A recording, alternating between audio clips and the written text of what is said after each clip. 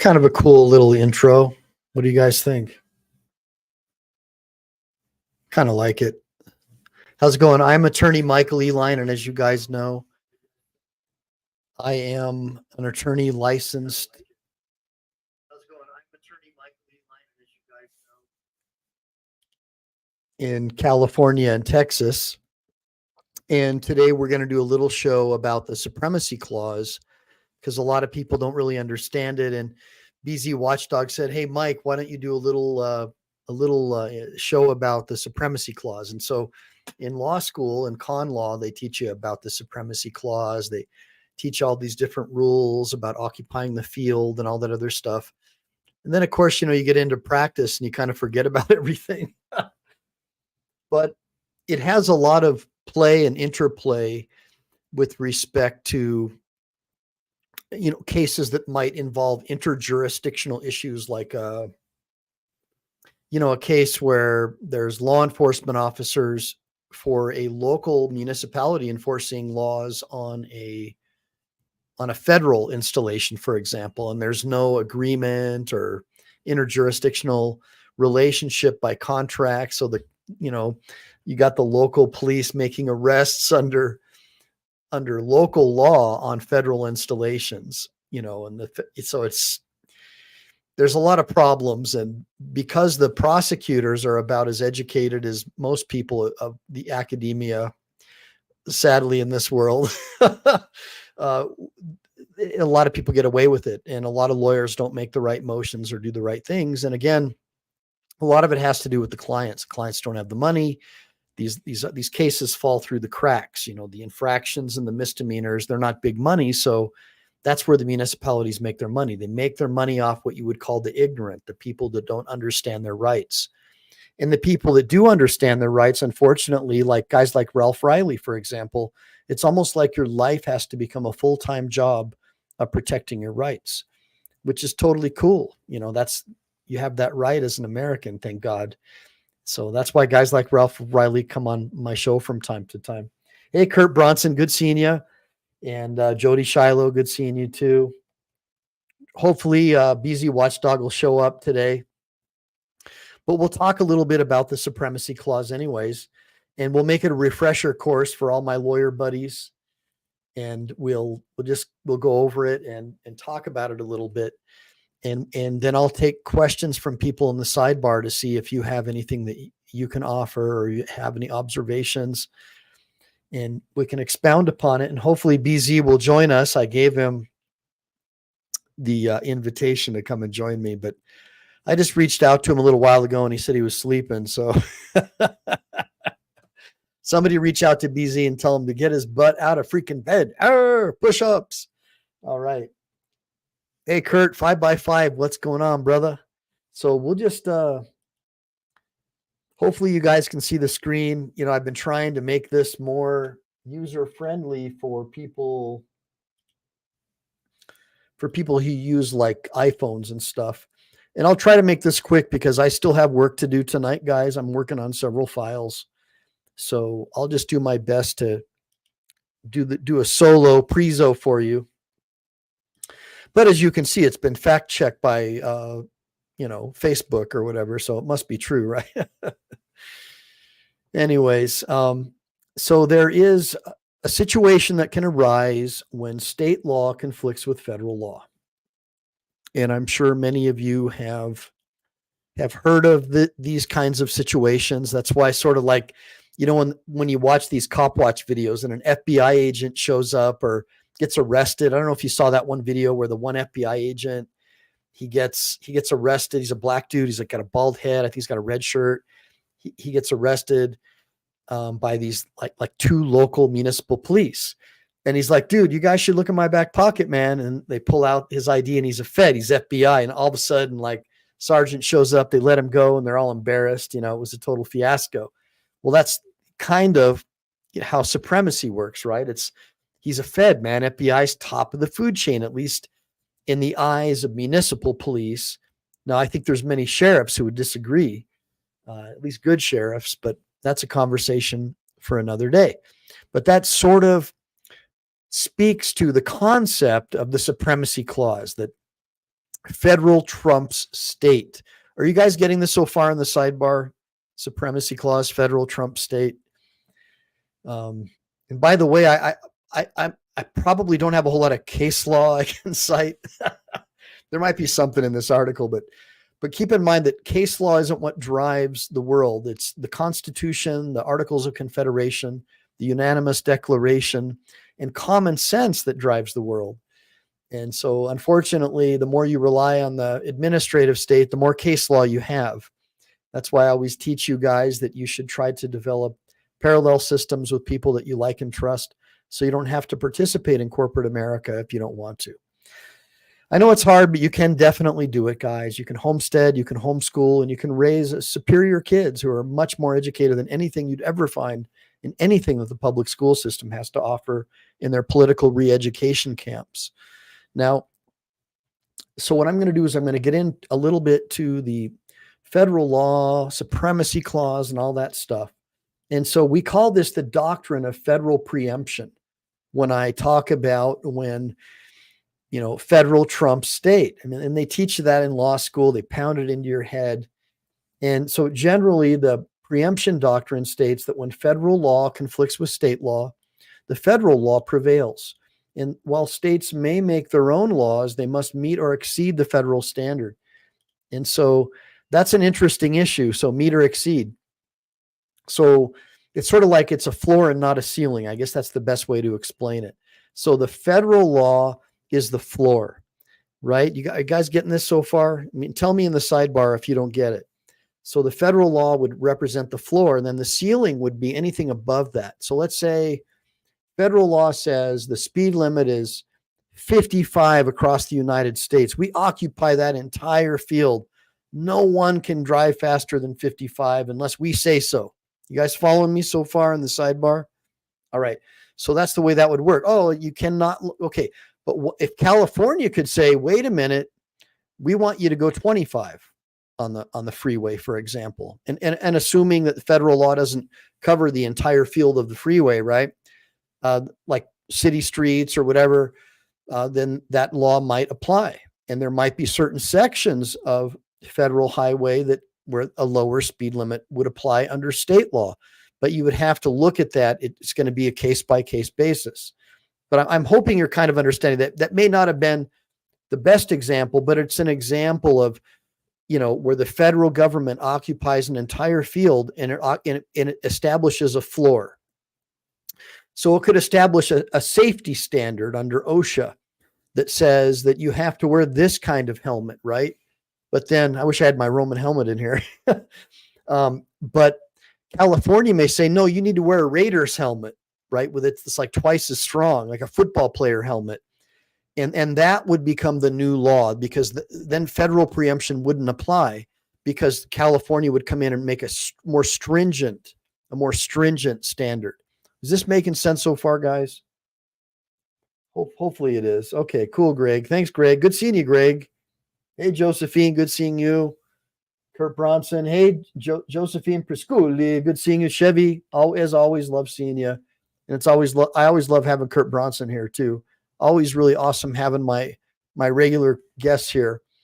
And again, somebody call BZ and tell him to get his butt over here. Now, so the Supremacy Clause basically says that the federal law is the supreme law of the land. And because of this, and by the way, I'm getting this off of Find Law.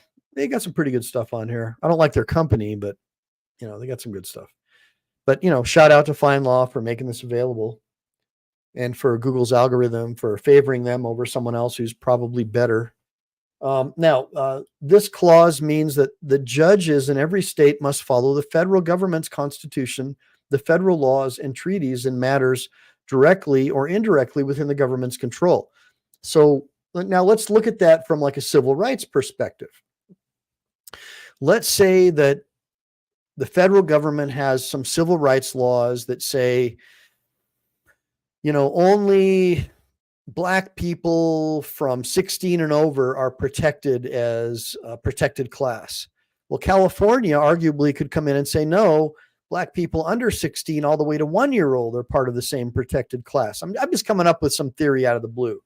In that case, California could afford those additional civil rights protections, assuming they pass constitutional muster on all the other accounts. It's not just the end all be all. There would still need to be a test to make sure that everything else is in accord with whatever standard exists. It's like Legos. They all have to sort of fit together in their own strange way. Hey, Ralph, good seeing you, buddy. So now Ralph, like many, believe that federal law is not the supreme law of the land because he says it only applies to the 14th Amendment citizens. And that is an argument that many people make. But the field that I occupy as a lawyer, I have to work within the framework that's before me. And he's saying, okay, like for example, Ralph says civil rights only pertain to the 14th Amendment slave citizens of the U.S. government. And, there's a lot of people who think that. And obviously, if you're a lawyer, you could never really say that because, right? I mean, you would ostracize yourself from the entire judicial community, the bench, everything. But what I could say is you could, as a lawyer, achieve a very similar outcome by arguing other things that make just as much sense and using administrative procedural rules to get your rights back. But I don't want to get too far off balance because I'm just explaining, how the law exists today and how the courts will interpret it. Because I can go into court and make all these arguments, but I got to win too. And so obviously, guys, I got to be able to, if one of my buddies gets locked up, including Ralph, I got to get him out, man.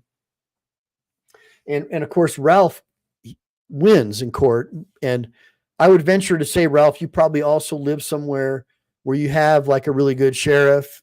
That's just my guess, who support the concept of, natural law, but not all sheriffs and law enforcement agencies do. So, it's going to be a case by case basis until there's uniformity.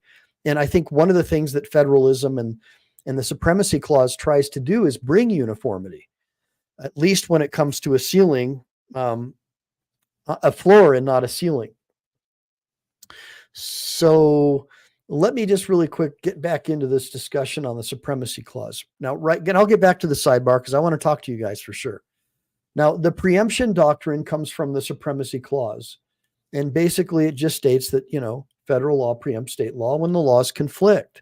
And that's just what I was talking about. If there's some kind of a conflict or something going on, there's less rights afforded to someone under state law than there are under federal. The federal law is going to be supreme.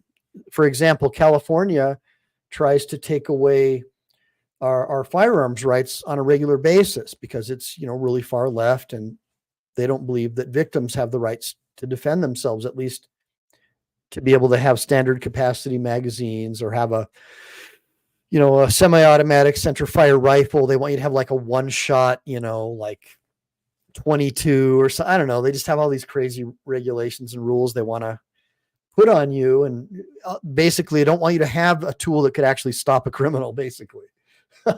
So anyways, case law involving federal preemption of state laws has shown that federal law should not preempt state law unless it was the clear and manifest purpose of Congress. But so in the absence of federal law, the state law controls. And so that is a really, really big issue. And I'll give you some examples about this. So the Donald Trump case in New York. So I guess the statute of limitations had expired to bring a very similar type of claim that involved some kind of voting fraud or voter interference or something like that, right? So just bear with me because I haven't really followed the case that much, but I know enough about it from an appellate point of view to know that it'll probably be reversed if it does go any further. But hold on a second. So basically it was like the state's version of an election interference case, for lack of a better word. And so because of that, they couldn't bring the misdemeanor charges. So New York got, I guess Biden sent over like a bunch of prosecutors from the federal government to help. I guess they, changed their position from federal to state, but it was like, basically it was orchestrated by the White House. They sent these former like White House, far left prosecutors to go work with New York. And they came up with a way to charge him with felonies, which had a different statute of limitations. So they were able to beat the statute.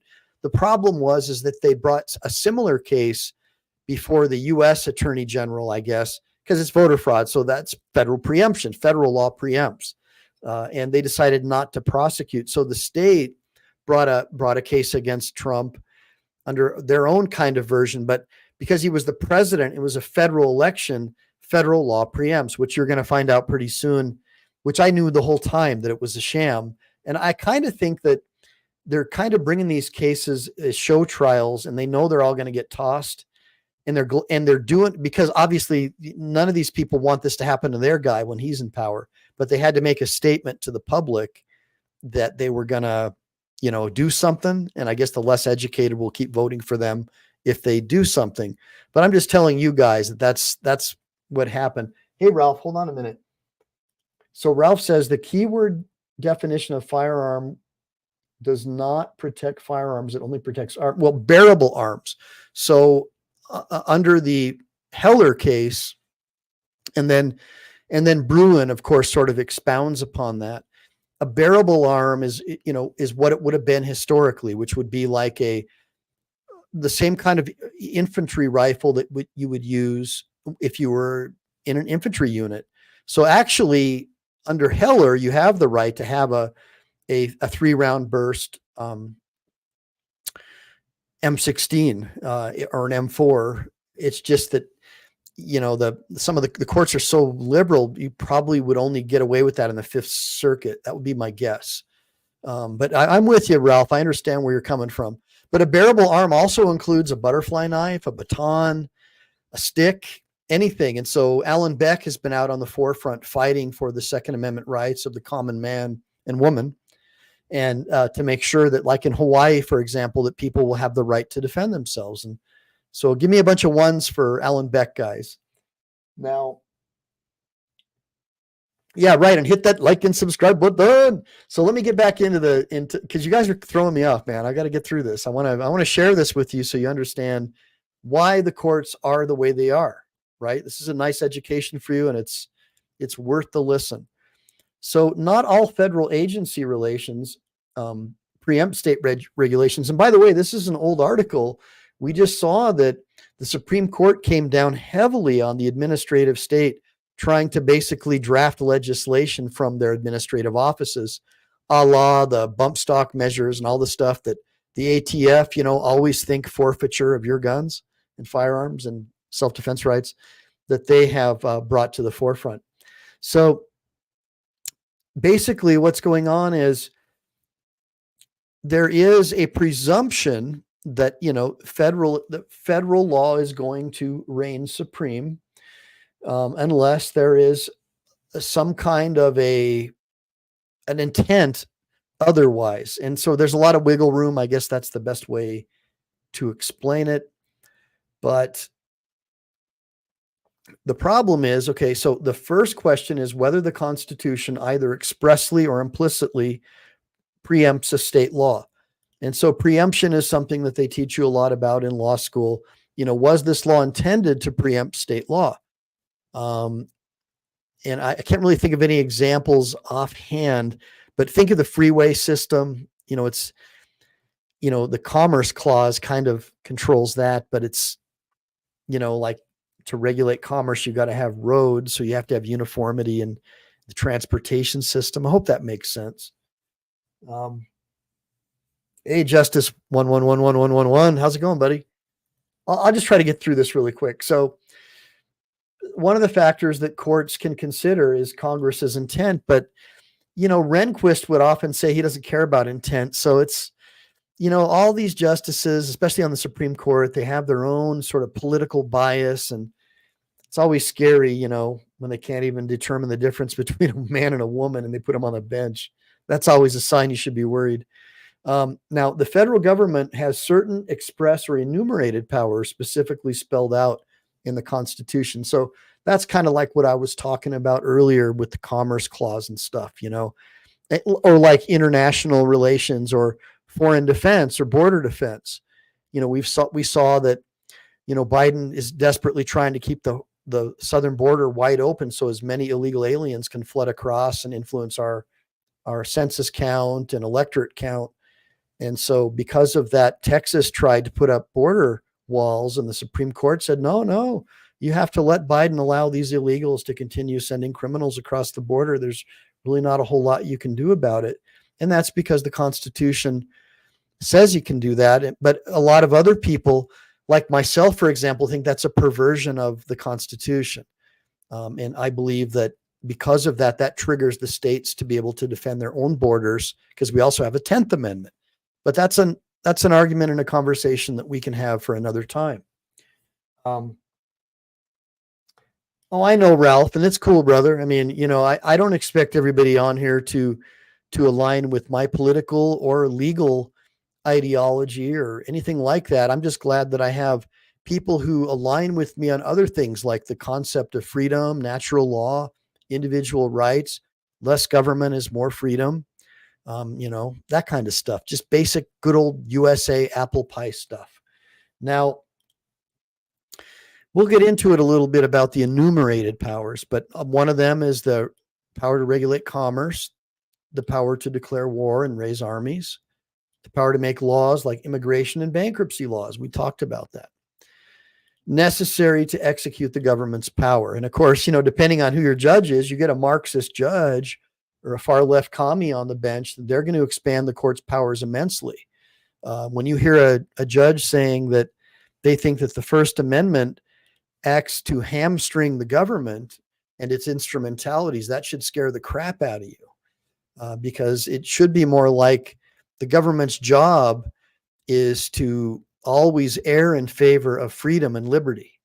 And their job isn't to try and not get hamstrung. Their job is to be hamstrung. That's the point of being an American. Give me a bunch of ones and a bunch of amens if you agree with that. Less government is more freedom. And that's something that Ronald Reagan tapped into. Now, preemption provision indicates the legislative branch had preemptive intent with federal law or regulation. And then congressional intent will preempt conflicting state laws. That's kind of the idea. And then there's implied preemption, where it's simply implied, based on implied powers, not explicitly expressed, that the government has implied powers under what they call the necessary and proper clause of the Constitution. And then that's also backed up by the landmark case of McCullough versus Maryland. And I believe Chili DeCastro's spoken about this case several times. Now, it also, implied powers, imply like the power to create a national bank. I don't see anywhere where they were ever given the power to give it to a bunch of foreign bankers, but where they could just print fiat currency, but maybe someone in the sidebar can help me find that. Power to set a federal minimum wage. I don't know where that is, other than to set it for federal employees, but we can talk about that, Ralph. And the power to call for a military draft, which a lot of people disagree with that. And there are two types of implied preemption: field preemption, where the feds occupy the entire field. And then the Supreme Court considered that, where there was a case where Arizona required proof of citizenship to vote, and the Supreme Court held that the National Voters Registration Act trumped state law. In other words, illegal aliens didn't have to prove they weren't illegal aliens because the federal government said so. And then field preemption also applies to several instances where the government has determined it is occupation of the field, including like nuclear power, medical devices, and of course, immigration. And we know that one political party really loves to use immigration to influence elections, and that's how California became a single party state. Mass illegal immigration made it possible to use the census elector count to change almost every red district blue, at least the ones that mattered. And so that has become a national model now. And we've seen that Joe Biden is going to give amnesty to 500,000 illegals and probably 20 million by the time he leaves office. So we're seeing that happen at a record level. And so just imagine 20 million people who are used to having a free phone, free hotel, and free everything pretty much because they were invited up here by non-governmental organizations by use of your tax money. And now, how do you think they're going to vote? Well, they're going to vote for the politician who continues to give them free stuff out of your paycheck. So that just gives you an example of how the Supremacy Clause could be used, or field preemption could be used in a nefarious way, in an unfair way that our founding fathers had never intended. And so that's the problem with freedom, is your adversaries can find holes in freedom and use it against you. So just an example. Now, there's also another type of implied preemption called conflict preemption. And that's discussed in Gade versus National Solid Waste Management. And that's a 1992 case. And in that case, the Supreme Court determined that federal law preempts a state law that conflicts with federal law. Specifically, the court held that federal occupational health and safety regulations preempted Illinois state laws on handling hazardous material. And again, if the state law is stricter, then typically the state law is going to take over, because again, the federal law is going to represent a floor. But that's just a conflict preemption. So let's say they're both real similar. In that case, if they conflict, they're similar, it's going to go ahead and be that federal law. So whether express or implied, federal law will almost always prevail. And that's that whole supremacy thing. And that's kind of like why, when you watch those movies, hey, Ralph, thanks for the super chat. Ralph says, if you don't want to be screwed with by the cops when they pull you over and they ask for ID, just tell them you have a green card and they will leave you alone. It doesn't matter what race you are. Oh my gosh, dude, that is really funny. I actually did a video. It's really old and it's not really well produced, but one of my audience members back from years ago asked me if they could renounce their U.S. citizenship and come back and get free stuff. And I actually did the research and I found that actually that would be possible to do. It wouldn't be easy, but yes, it definitely would be possible. You could literally leave the U.S. and come back as an illegal alien and immediately get a free phone, hotels, food, SNAP benefits, free healthcare if you're in California. And you could even sue for civil rights violations if you don't get everything that you want. So you literally could. It's an old video. Check it out sometime, guys. It's really funny. Now, a green business card, right? Wanda me say, you guys are awesome. So let me just look in the sidebar because I'm seeing some pretty good stuff. So yeah, none of them are for the people, Wanda. Yeah, that's the problem. I got to tell you, when I was growing up, I remember when the Republicans and the Democrats both had American flags at their conventions. They pledged allegiance and they actually did like benedictions. They, prayed and stuff like that. And now only one party salutes the flag and prays. The other party waves other types of flags and burns American flags. And I just find that repulsive, especially somebody, who comes from a family of lifelong Democrats, and makes me sad, like where our country's headed, being a Marine and all. And so I see what you guys are saying, and I appreciate having y'all in my sidebar because I know that you guys all really care about your country. I see that about everybody in the sidebar, that you put your country first. And that reminds me of how it was when I grew up. There wasn't such a wide division. It was like, both parties love their country, but one party just thought they could do a better job. And now it's like Marxist and communist flags and flag burning and burning down cities. And it's just scary, like for me to see that, what happened. And I appreciate you guys all joining me. So let's just take a look real quick and see a little bit more about the Supremacy Clause and all that good stuff. So there are a lot of examples that exist where tension between the state and federal law remains unresolved. And look, especially like in the 60s and 70s, with all of the Jim Crow stuff. And, you saw, I think it was Eisenhower who sent in the National Guard. I mean, that was a big deal. So that was another example of like the Supremacy Clause, guys. And there are examples throughout history where the heavy hand of the federal government has been used to try and make unjust situations just. And there have been times even that it may have been considered unconstitutional, an overreach. So, nobody's perfect. But the idea is that you always want to stay within a sense of honor and dignity and try to stay bound by the chains of the Constitution. And I'm sure Ralph rightly agrees. And Ralph says, free stuff, yes, you can. That's the problem, guys, is that when I was growing up, like our neighbors, for example, might be from a foreign country, and they might be a doctor or a dentist. They were able to get in because they could prove they were offering something that our country really needed, and that was top level kind of a thing where they could support the economy. They definitely would never be going on welfare. And then they would like try to sponsor another family member. And as part of the process of coming, they would have to learn about American history, learn about, the War of Independence, what King George had done. And, our unique place in history is a natural law republic, where our rights came from a creator and the government was bound by a constitution. And so people had to learn that before they could come into our country.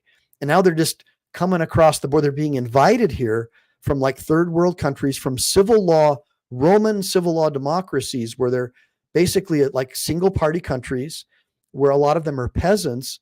And it's like socialist or even communist countries like Nicaragua or Venezuela. And so they're used to just getting, like a check every month. The government will take care of me and I don't have to do anything. Or they're escaped from a prison because their government just doesn't want them. And they know that it's a wide open border. They can just send them up here. And we see communist China sending up military age males in droves, and all these people are just flooding across the country. But the deal is when I was growing up, you would have to learn about the country and sort of be like, when in Rome, do as Romans do. Multiculturalism was never on the agenda. When you came here, it was so you could provide something that could benefit the country and make it a stronger place. And now it's just, people flooding the country, and a lot of them have diseases. We have no idea where they're from or what their criminal backgrounds are. And some of their cases are being delayed for like 7 years. And so many say that that the Supremacy Clause has been used by corrupt corporations to bastardize and even foreign enemies like China to destroy our country by flooding our southern border with illegals that we have to pay for. We have to give them free everything. And some states are obviously, politicians who want to remain in power realize if they can get hundreds of thousands of warm bodies into their state, that they can use that to influence the census and get new electors, which is going to increase their representation. So they don't even need to have any of these people vote. And that's what this battle is about. But it's an example of federal preemption and how they're using the law in order to avoid abiding by the law. So at least the intent. So Ralph talks about the Expatriation Act, and that's true. And that would be, but now my understanding, and Ralph, you can correct me if I'm wrong, under the Expatriation Act, you have to leave the physical confines of the continental United States or even a state within the Republic. You can't like physically remain. And so I know there are arguments that say you're not really in the United States. I get all that stuff. We can talk about that later, but I get it. And people, you can do the research yourselves, but I'm just trying to explain to you. Now, Justice quadruple ones, I don't presently do immigration law, but I do have a lot of immigration lawyers who are friends. And ultimately, if I do move down to Central America, I probably would practice some immigration law just because I have so many family members and friends who live down in El Salvador and Costa Rica and Central America who have fled California and want to live in a country where they have traditional family values or more traditional family values, right? They don't want their kids being influenced by a bunch of people who just graduated from some woke college campus that are now teaching at a public school. So that's kind of what that's all about. Now, Michael,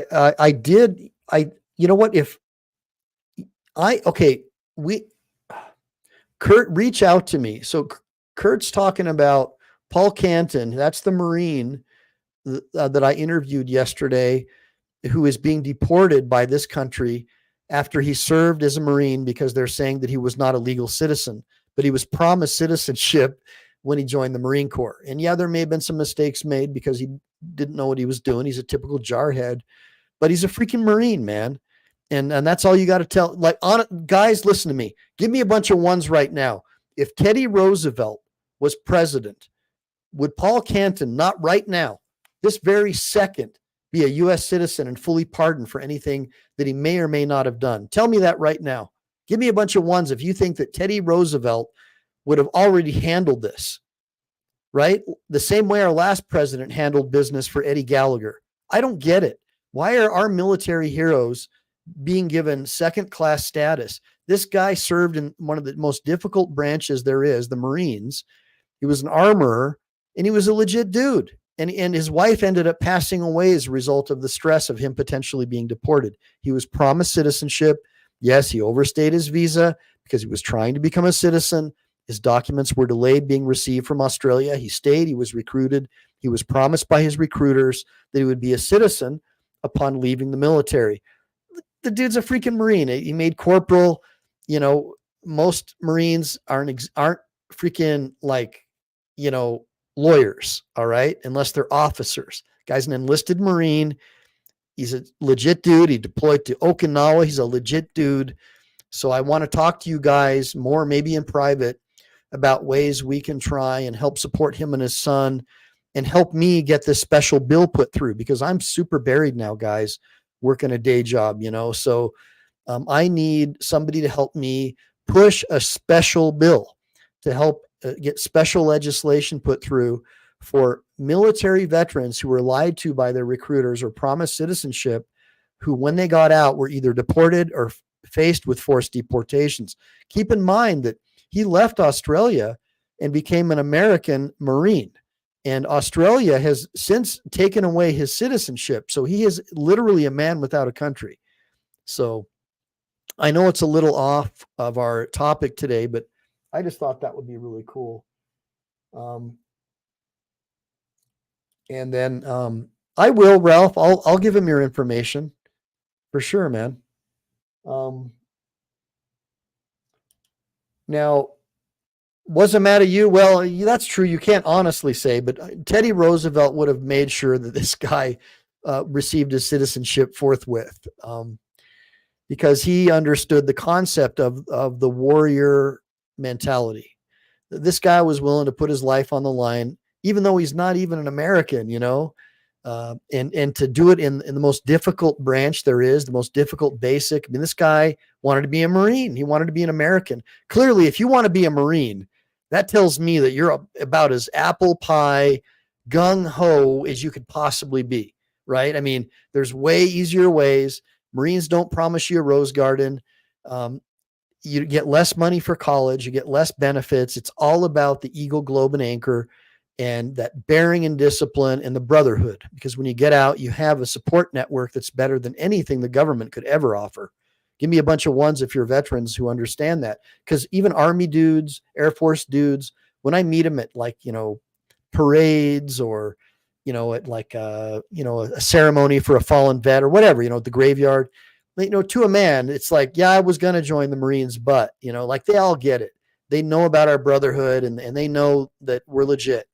And they know that we'll also go to bat for them too, which is kind of cool. Now,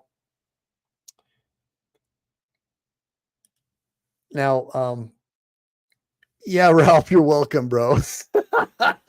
Ralph gives me a hard time because I've been doing these things in vertical instead of horizontal, but I get it. And then Chevy, man, I'm not able to click on your link because in StreamYard, it doesn't give me the ability to click that bad chicken, but anybody else, you know, who wants to can share it. And then I agree with you, Derek. Yeah, man. I mean, the dude served, you know, honorably. And, you know, look, he may have all kinds of skeletons in his closet or had some, who knows? I don't even know. Like, maybe got an OTH and got it upgraded. I don't know. But the bottom line is he served in the Corps, and he served his 4 years. He made it to corporal.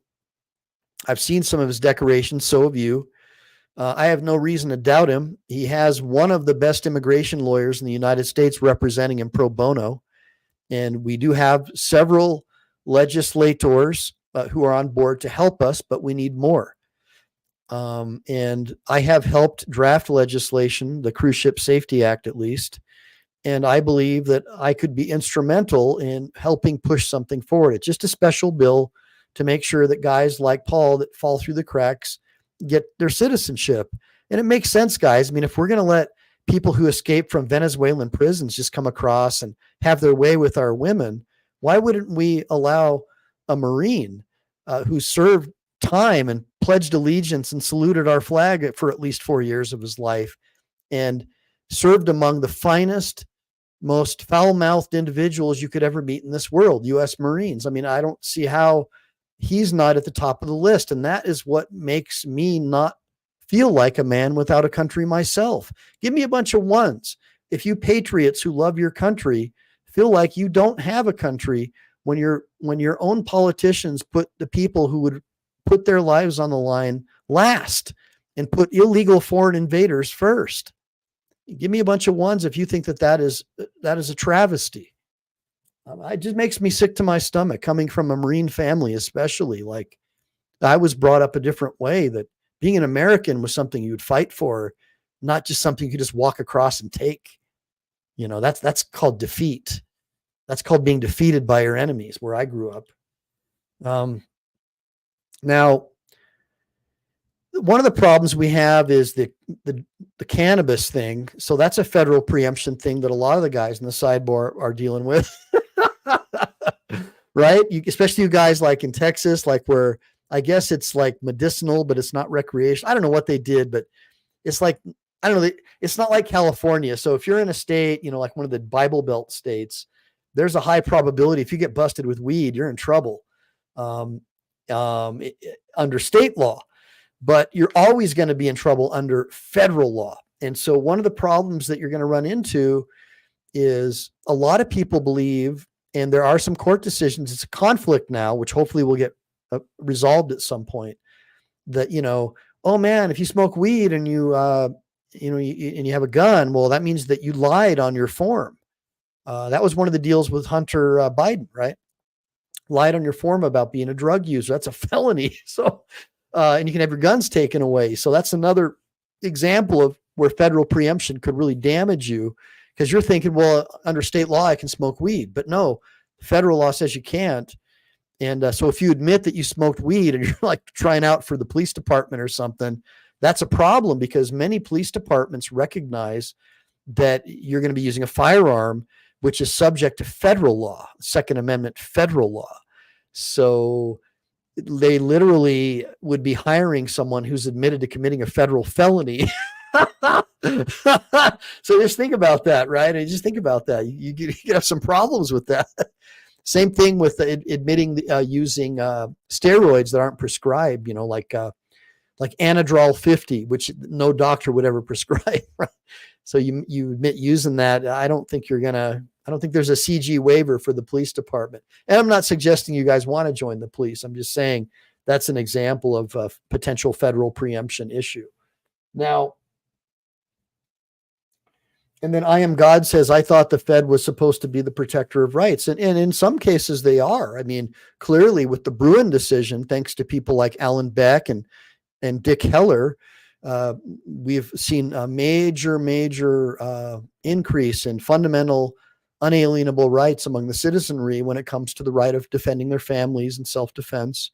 But we've seen a pushback with far left prosecutors who are treating every self-defense case as a murder case, right? So if you do defend yourself with a firearm, they'll treat it as a murder and ignore the fact that it was in self-defense. Where when I grew up, or when I worked for the prosecutor's office, it was based upon doing justice. There was no political ideology involved. But because we've seen a lot of our prosecutors become politicized, they're not doing justice, they're doing politics. And so we're seeing a lot of felonies being excused unless it's against their political opponents. And we're seeing that happen before us. And that's why a lot of people say we look more and more like a banana republic. Now, typically the federal government has broad powers. So that's going to be like bankruptcy, discrimination, immigration, and federal taxation. And then of course it says a constitutional law attorney can help construe and interpret. Blah, blah, blah, blah, blah. So, and then they give you a bunch of examples, but get help with your matter today. You know, spend a bunch of money on Find Law and we'll help you find a lawyer who pays us $1 million who doesn't even know what he's doing. All right. So let's take a look here. Now, What's the Matter You says that's the actual and primary justification for their existence and funding, and right, that they protect. And he says they're illegitimate. if they fail to know and protect rights, criminal rogue government we have. Yeah, well, look, man, I mean, I am a civil libertarian, and I do believe that less government means more freedom. And having owned many, many small businesses, and now as a lawyer, I'm here to tell you that I think that is true. The more laws you have, the more it appears to be a criminal regime that is in power. And I believe we should elect people based upon deleting laws and not passing more laws. So now, Ralph Riley, oh, thank you, brother. You threw me a big one. We got a big $10 super chat from Ralph Riley. By the way, make sure to hit that like and subscribe button. Like and subscribe button. I hope I sound a little bit like Chili. I know I don't have the veins coming out. Like he's got that Mike Tyson neck, you know. And by the way, guys, before I get into Ralph's thing, we're going to know on the 10th what's going to happen with Chili's brief. And right now, it does not look like I'm going to be able to be in Nevada on that date. So, but there, you know, I'm pretty sure there are seats available. And I don't know if it's going to be on our Nevada judges or how that's going to go down, but let me get into Ralph Riley real quick. So Ralph Riley says, I've never lied on any forms, anything like that, but Social Security denied him benefits because he uses medical marijuana for pain relief and minor child support issue. Well, I know they've got all kinds of reasons. And, you know, if it's something that I can help you with, I'll take a look at it for you, man. I mean, that's the problem, Ralph, is, you know, and a lot of my friends are totally outside the system, but they're my brothers, you know, so I'm there for them. But when you're outside the existing system, it's really hard to get justice. So I'll take a look at it and see what I can do to help you. You got to have somebody, you know, like a gatekeeper, somebody who can try to, what do they call that? Like an attorney, right? Right. Someone to stand in your stead and be your advocate. Right. Yeah, I am God. I really hate hearing stories about people who are suffering. We only have one life, and it's not good to suffer. And so many times I hear from my clients, past, present, and probably future, that the government is 99% of the time involved somehow in their misfortune or disharmony. High taxation, which broke up their family, the shutting down the economy based upon junk science, which now is more and more every day coming out, proving that all the conspiracy theorists weren't conspiracy theorists. And we see that happening all the time, you know, and people losing everything, having to take out loans to try and keep their families alive, having to lose their businesses. And we see that more and more. It's the government's always got their hand in there somewhere. And that's why I'm an advocate of developing parallel systems where we support each other. And I really encourage all of you guys in the sidebar. And again, start exchanging contact information. If you have a business, if you have a family member, start helping each other. Start doing business among each other. That's what our founding fathers did. They did business with people who were like-minded. You don't have to agree on everything. I remember when I was growing up, going to Thanksgiving, we had the Democrats and the Republicans, but there was a commonality, right? We spoke to this earlier, that they all love their country. Now we know that, you know, that's not so much. One side hates their country. The other side is trying to hold on to whatever's left of the dream that was America. And we see a fractured society. Oh my God, Ralph, thank you again. And Ralph says that's why he's not in the system any longer. And look, guys, I've had Ralph on the show before. You can see that I'm an equal opportunity lawyer. You know, and I don't sit there and try to ostracize or criticize people for their lifestyle choices. What I don't like is when people try to force their lifestyle choices on me or my kids, especially when it has to do with anything that is the normal purview of what a family would, you know, like religion or sex ed, that kind of stuff. That's my job as a parent, not somebody who just graduated from some woke university with an axe to grind with the country and with parents, with the nuclear family, right?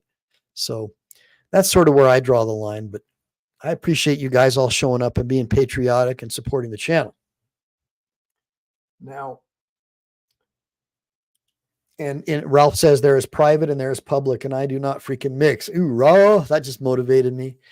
Well, guys, I'm getting kind of tired, and I've had a really long day, and I'm still not done.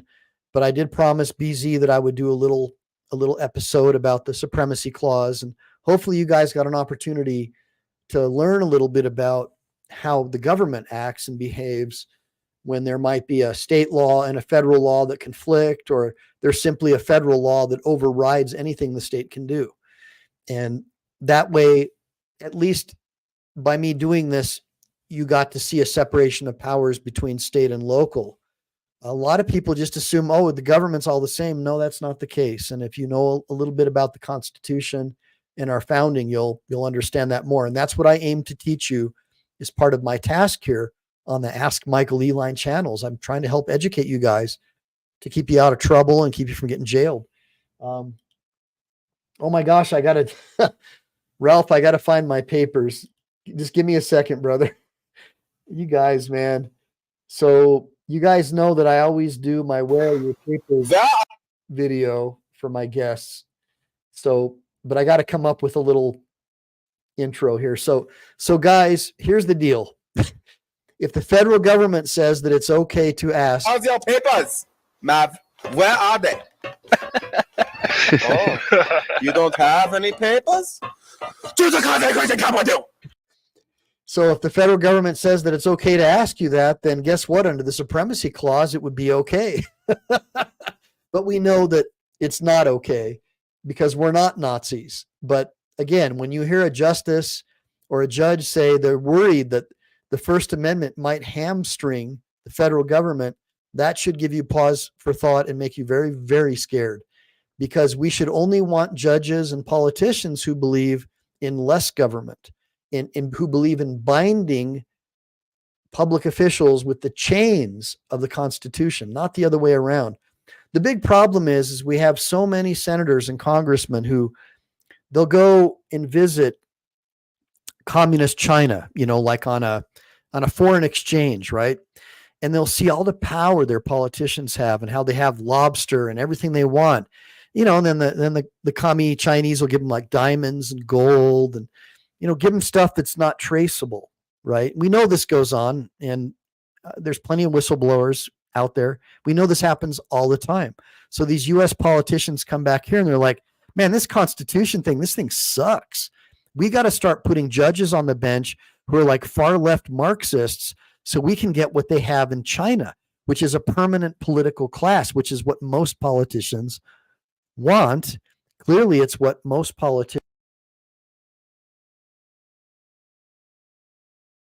get. It's what most politicians get. The Kennedy clan or the Bush clan, right? They would love to be more like communist China. And so that's the problem, is that we have this document that gives us so much freedom that it's capable of being abused by somebody who doesn't have the traditional like 10 commandments sort of Judeo-Christian values that formed our country, right? Like if you're a jihadi, that is not conducive to a constitutional republic. So although we do have freedom of religion, there are some religions and political extremes that are antithetical. They're just not capable of being part of a constitutional republic, right? Because like a religion of submission that teaches submission to some God is going to be a totally opposite of what a constitutional republic is. So that's another issue with the freedom of religion issue, right? If you don't look at that in a historical context, you'll end up with a country like, well, the United Kingdom. Try going to London sometime and drive through the streets when they're calling prayer and tell me what you see, or tell me if you're able to drive your car. Now, conditionally accepted says documents gives you freedom. And of course, no, documents don't give you freedom, but documents can memorialize unalienable, fundamental God-granted rights. And that's what I believe our Declaration of Independence, Articles of Confederation, and Bill of Rights intended to do. And also, to a lesser degree, the Constitution was intended to bind public servants by certain unalienable principles that were passed down through thousands of years, including documents like the Confirmatio Confirmatum, the Magna Carta, and so on.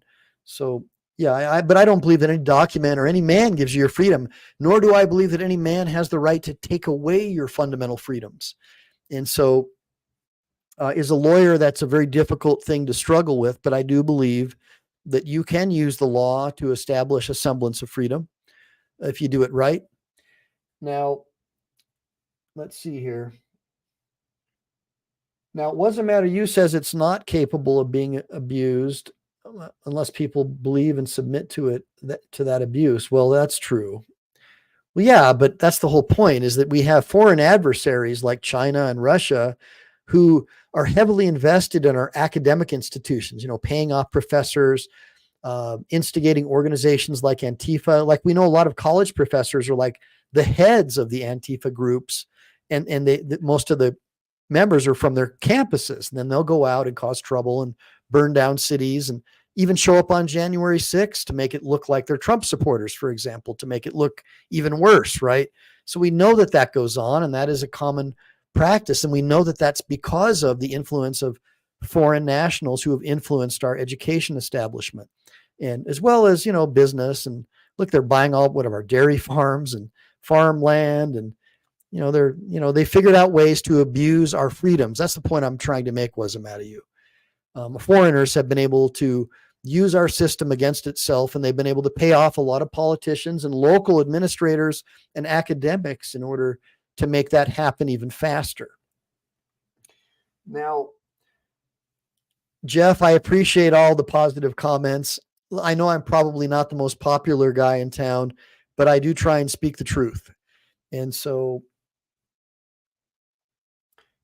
and I do understand about the Rockefellers, but the Rockefellers are also part of the WEF and the whole, that they're all connected with the Chi-Coms, dude. And I do believe that the Rockefellers, obviously, they brought the Prussian education system and installed it into our public school system ultimately, which was a system designed to create a nation of workers, not thinkers. And that's the quote. And it's been very successful. We've seen, based upon the way people vote, that we don't really have a lot of critical thinkers in this country. That's for sure. But it's not just the Rockefellers. It's the globalists, Ralph. They work hand in hand with the World Economic Forum, which is basically, in my opinion, no different than the Nazis. They don't believe in natural law. They don't believe in human rights. They think everybody should be chipped. And that elections should be decided ultimately with artificial intelligence. It's just poppycock hogwash. Bunch of billionaires with too much time on their hands who like to wear dresses and like to hang out at Epstein Island. So I don't get it. It's just weird to me. Give me a bunch of comments if you can understand this whole fetish with wanting to be around little kids and wearing dresses when you make a lot of money and you're a dude. I don't get it. Now, yes, Cyborg, we need thinkers. I love complying Borg. That's pretty cool. And if we don't have a nation of thinkers, what's going to happen when this dude shows up and asks, "Where are your papers, Mav? Where are they?" Oh, you don't have any papers?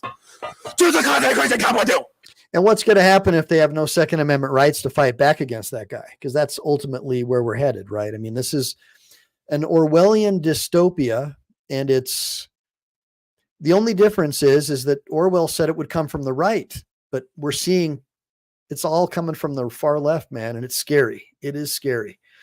I fear for the younger generation who believe that merit is racist because in the best African tribes throughout the world in Africa, their tribal systems are based on merit and meritocracy. So I guess they must also be white supremacists. Just totally confused with what's going on with academia, unless it's being done purposely by the enemies of our country, AKA China, to just brainwash our kids into hating our country. I mean, when you see college students burning American flags and kneeling for the Declaration of Independence, for a critical thinker like me, I'm thinking, good job, Russia. Good job, China. The same people who are accusing me of spreading Russian disinformation are the actual people who were influenced by the Russians. So what do you think about that? Give me a bunch of ones if you agree with that. Yeah, that's right. Not red or blue. It's red, white, and blue. And I agree with that, Wanda. And I really look forward to the day when we don't really have to be political parties and we can all sit down at Thanksgiving like we used to back in the 80s and all love the red, white, and blue. and love our flag and love our country and not try and accuse everybody of being a racist or a bigot if they believe in merit and they believe in liberty and freedom. That is divisive stuff, and that's going to tear us apart and make our enemies stronger. If you're an American, all you are to me is red, white, and blue when I look at you. You're red, white, and blue. I don't care what your race or where you come from. Red, white, and blue. That's what you are to me. Now, Ralph Riley says the Bible teaches us to live in the world, but not of the world. And you're right, man. And it also talks about the principalities of power. And I'm with you, man, 1,000%. And now, MI66 GT says the Constitution is a leash on the dog. It's supposed to protect us from oppressive government. Hey, dude. Hey, make sure to like and subscribe. I don't know if you're a dude or a chick, but either way, make sure to like and subscribe and follow me. I like you. I might even have you on my show. I'll be like Sam Kinison. Oh, I like you. Remember that, guys, from Back to School with Rodney Dangerfield? Remember that? Oh, Kami Pinko. Oh, I'll try to find the video for you guys on the next show that I do. Really good one. Yeah, I agree with you. I am God. People are tired of false flag attacks. And a lot of people don't understand the nuances of how a false flag attack could happen. But look, if the federal government knows there's going to be an attack, for example, and then they embed a bunch of people in the attack, and maybe they have a guy named Epps or something who calls Nancy Pelosi, I don't know, 4 or 5 times a day for a couple of months before the attack happens. And he happens to be the one leading the attack. Well, that could be a problem. And that could be called a false flag because the government had advanced knowledge of it and actually aided and encouraged the attack to occur. And you're going to start seeing more and more information like that coming out within the next few days, thanks to public records requests from people like Tom Fitton and even guys like BZ Watchdog. It won't be covered on the regular press because corporate media doesn't want you to see any of this stuff. But you're going to find out really soon that probably at least half or a third of the audience involved in a certain overthrow were actually government officials or involved some way, shape, or form with the government. So that becomes a real problem, and that's what they would call a false flag attack. And it makes you wonder, why is it that all these government agencies are supporting one political party over the other? That should scare you. That tells you that you don't have a republic anymore. You have a single party system like communist China. And so we know that the World Economic Forum and people like George Soros, that's what they like to do. They target those administrative agencies. We've seen them do it with the prosecutors, but they do it at lower levels. They, school boards. And you see what's happening in California, right? Over 500,000 parents just fled in a year, right? Because they started trying to sexualize kids, and because these corporations are pushing that crap. So we see the backlash with families. So just so you guys understand, it's all interconnected, right? People don't just flee for no reason. They flee usually for moral reasons and economic reasons. So if you live in Babylon, you're going to leave and you're not going to look back lest ye turn into a pillar of salt, right, Ralph Riley? Now, I know what's the matter. My religion says I get in my car and chug a fifth while smoking. Yay from a bong. It's no one's biz and no one has authority. I got you. All right. Well, and okay. So I like that. So I wrote, if you type in my last name and type in jury nullification, I actually wrote an article about jury nullification years ago, and it's really good. And it'll give you guys a sort of an insight into how jury nullification can and can't be used. But you have to be very careful if you are going to utilize your right of nullification. And I explain how it's done, because if you do it the wrong way, the judge can lock you up. So it's kind of a tricky deal. But typically, a judge will say, I have the right to decide the law, and your job as a jury is to decide the facts. And of course, my retort to that as a citizen would be, well, if I disagree with you on your interpretation of the law, then I'm going to decide what the law is as well. I don't care if you're a bar card holder or not, because I'm pretty smart too. Just like you guys in the sidebar are smart. But there's a way that it has to be done, because if you nullify a verdict improperly, it could come back to really hurt you and end up making you a prisoner. So I just want you guys to know it's not all like that. It's not all that easy. Now, all right. So Cyborg says the judges are outdated. So guys, I've gone for about an hour. I am exhausted. Ralph Riley, thanks for the super chats. You kept me going a little bit longer.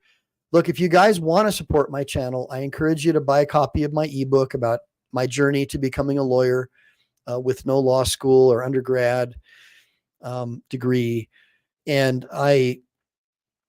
it's like $19.95. It's an ebook. It's on the front page of my YouTube channel. I have like a video about it. And then if you click the description, there's a link to my PayPal. If you want to support my channel, do it that way. At least I can justify to my wife that I'm spending all this time here. But it is a lot of work for me. I'm going to be honest with you.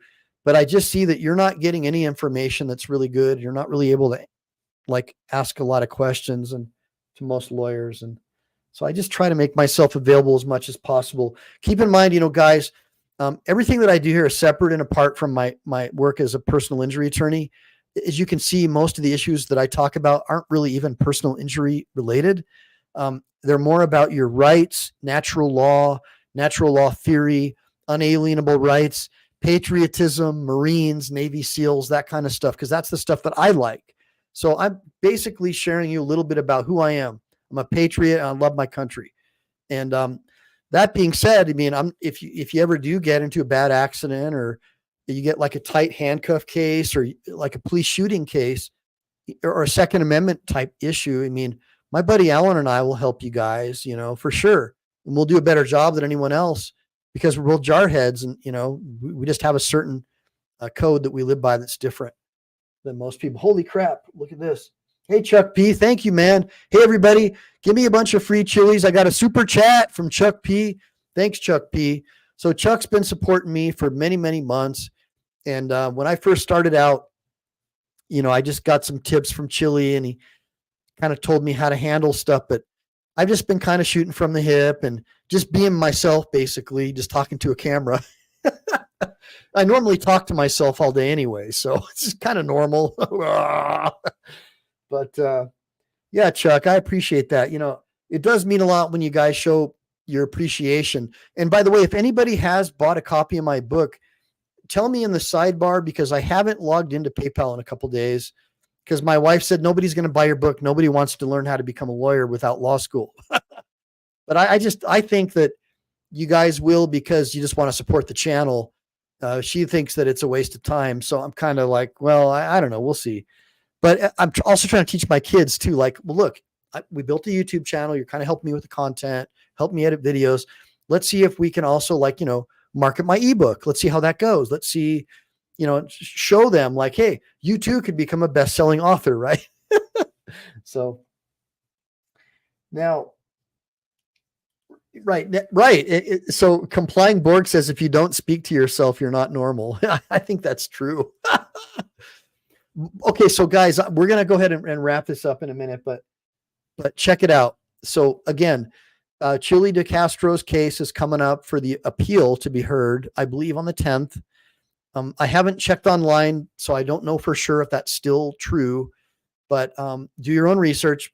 But if you do want to come to Nevada and support him, you could, but I don't even know if he's going to actually be in the courtroom. They might put him on a monitor for all I know.